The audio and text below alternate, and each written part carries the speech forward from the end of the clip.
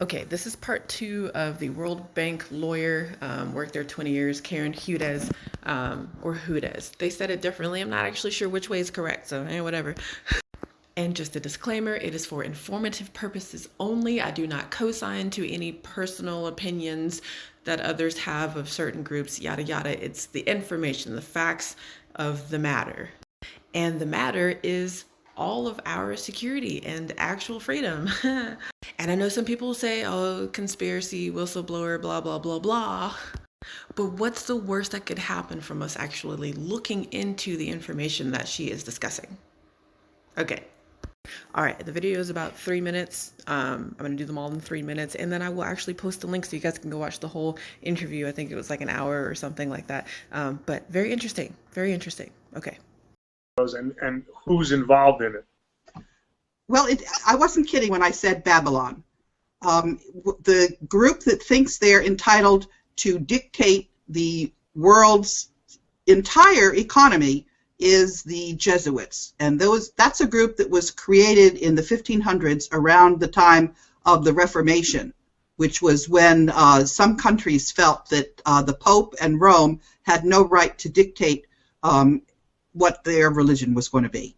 And actually, it was in 1200. I said 1500, but it's actually in 1200, which is when the United Kingdom got into trouble with the then Pope. It was King John. And do you remember when the Magna Carta was signed? Well, it ended up that the Pope, King John, was afraid of getting excommunicated by the Pope, and he signed over all of the United Kingdom. And then when Rome started losing its stranglehold because of the Reformation, that's when the Jesuits were created. And so all of the turmoil that you see is basically, it's a dog and pony show that's been orchestrated by the Jesuits that think they're entitled to rule the world. So how do you incorporate the Jesuits into the United States monetary system?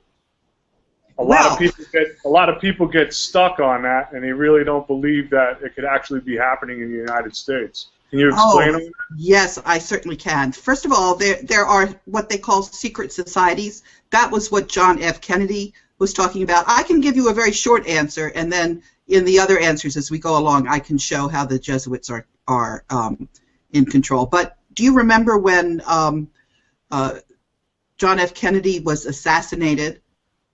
That was because he had signed something called the Green Hilton, Hilton as in Hilton Hotel, the Green Hilton Memorandum, where he was going to have the United States issue its own currency instead of the currency which is now issued by the Federal Reserve notes. That's why we pay interest on our debt. We wouldn't have to. What John F. Kennedy had in mind was that there's a lot of gold, much more gold in the world than people know about.